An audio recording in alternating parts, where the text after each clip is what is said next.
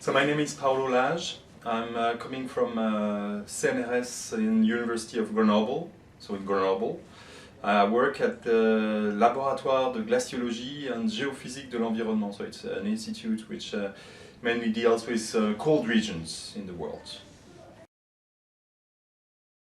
So I'm one of the advisory board members, so I'm not a project member.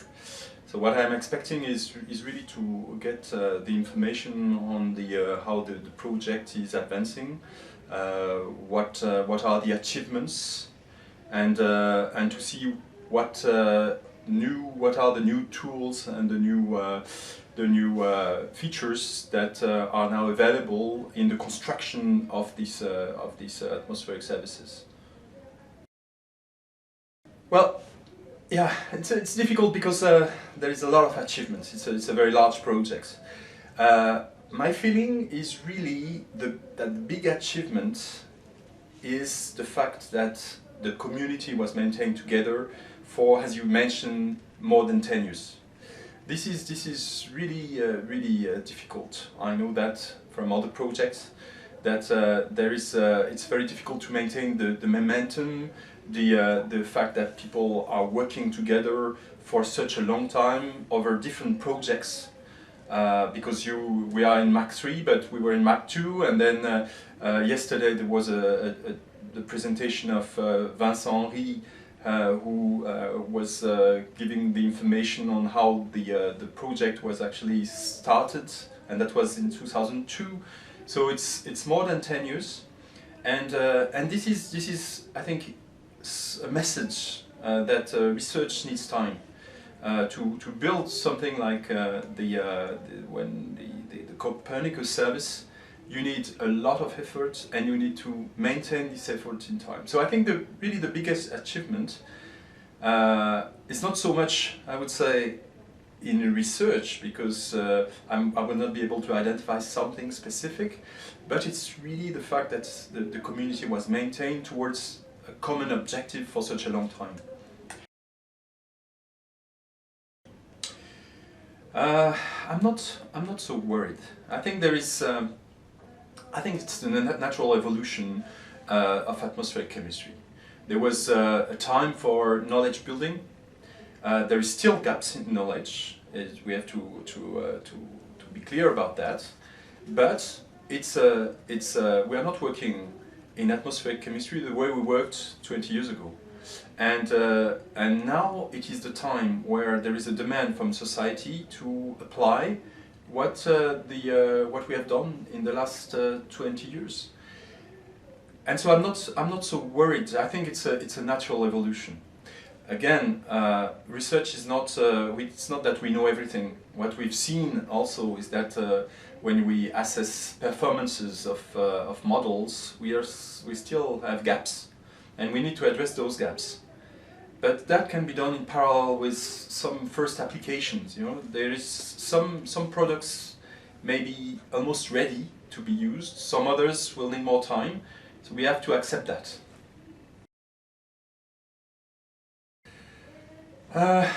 Yeah, this is a complex question. I would say that I'm biased because of my background. So I worked in observations. I'm actually involved with a large program which deals with observation of aerosols and clouds. So it's obvious to me to say, okay, we need more observation. But to be honest, I think the biggest challenge that I see is not to jeopardize what we've done in the last 20 years or in the last 10 years, the construction that we have done. We are facing an some economical difficulties. And we are. It's easy for some countries to stop doing things and to stop the construction that was initiated 10 years ago. So I think the biggest challenge is also perhaps in trying to explain what we are doing, try to maintain what we have achieved at the nominal level of performance that we have now. That will be a challenge. So it's true for observation, it's true for the capacity to continue developing models, it's true for the capacity to develop new tools for measuring the atmospheric composition. I think there is a risk right now to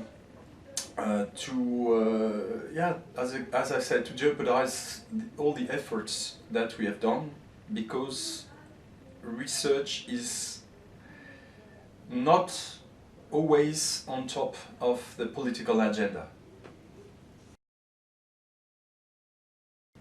That's a challenge also. I think it's obvious that it is a field where international cooperation is mandatory. I mean, especially also because what we can see is that a lot of countries are facing air quality problems that are much stronger than the one we are facing in Europe. For atmospheric chemists, I would say it's much more interesting to go and play in China, India, or in other countries than in Europe, because I guess there are challenges there that are much more interesting in a way than the one we have to face for Europe. International cooperation, it's something that obviously we have to do. That we have. I think the scientific community has been always very strong towards this international cooperation. There is a number of almost all institutes, they have cooperation with the scientists in China, scientists in other countries. Perhaps focus should be a little bit more on countries like African countries and South America. I think these two continents, they are facing issues with air quality that are extremely important for health and for different issues, but we are focusing into the other players like China, like India, when perhaps more attention should be paid to Africa and to South America. Also, I think in this area of the world, they perhaps are expecting that Europe would be taking a share of responsibility in trying to improve the environmental situation there. So I think we could improve cooperation with these areas of the world, and at the same time trying to maintain this cooperation with China and India that was initiated 10 years ago. Both. I think it's for the single scientist, it is to be sure that he's working with problems that are that are the real ones. And again, when you're talking about air quality, the real problems with air quality are no longer in Europe. When you look at PM level.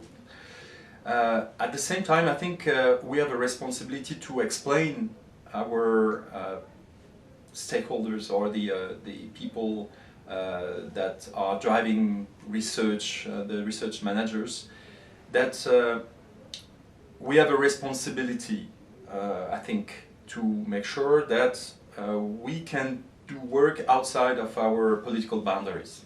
And it is true that it is not always simple, because the funding schemes are often national schemes, and when you explain someone that you need to go to work in Bolivia to do something for the environment, then the question is who's responsible for that? I mean, am I supposed to pay for that being in Europe?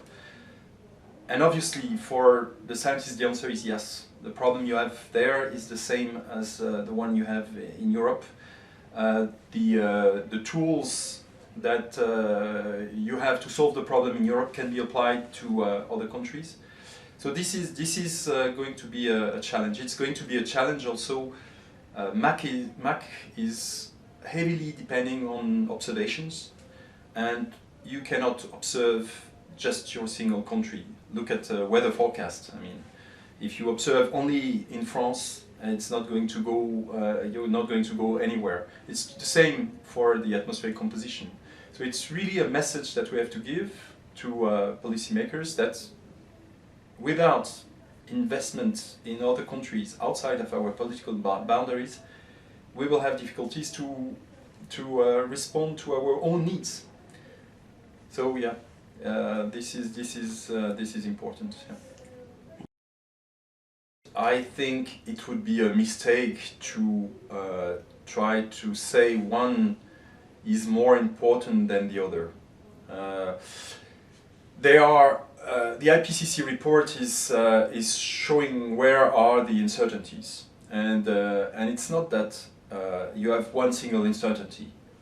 You see that it's what makes things difficult is the complexity of this atmospheric environment. So obviously you may have some strong uncertainty on one component, but then you will rapidly see that this component is interacting with another component. So if you say the priority is only on one component, then you will not be able to address the complexity and the feedbacks between the different components. And this is what makes, I would say, atmospheric chemistry an interesting issue, is that you have to deal with many different aspects which are making this environment. And then you have to consider also that you have human beings at the middle of this environment. So you can talk about aerosols, but what you have to talk is aerosols with the human beings, and so I think it's the applications is really something that should be addressed as a global environment. And it would be a mistake to select one or the other. It's how do we address the complexity of this environment, which is a great challenge, I'd say. I think there was a lot of improvement in the last 10 years. I've been in research for more than 20 years now, and I remember when I was a young researcher, there was absolutely no interaction between people involved with air quality and people involved with climate studies. Now it is the same people, the same groups, the same. I mean, we know that it's the same problem. So this has improved. I think what is the next challenge is really to put the society in the decisions and in the process of improving this atmospheric environment. Let me give an example. I mean, if you can recommend whatever solution or measure to improve air quality, but if that is not acceptable by society or by other groups some groups in society, it's never going to be applied. So I think it's something that we have to address. How we take into account the human beings in the decisions that we will be recommending in the future. So it's again back to complexity, and the human society is a complex system.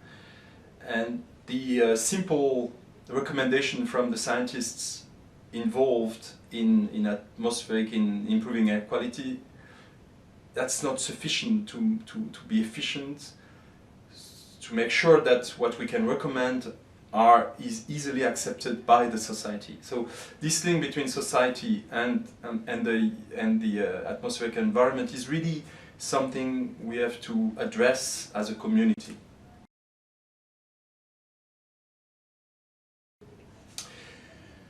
Get prepared for changes.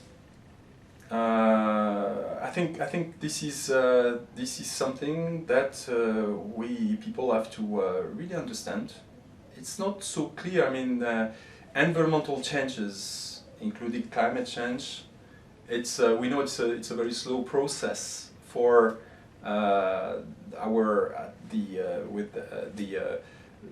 considering our life expectancy. You know, it's not something that you see from one day to the next.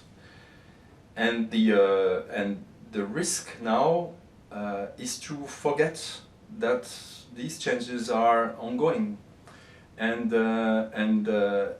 so it was again on top of political agenda back 10 years ago, and now with other problems that society is facing, we have more difficulties to maintain that as a key issue for society, and it is.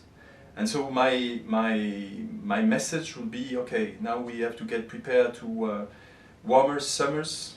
We have to think about our cities in a warmer climate. We have to think, I think people doing urban planners, they are not really considering what the scientists involved in air quality studies and in the climate studies are saying.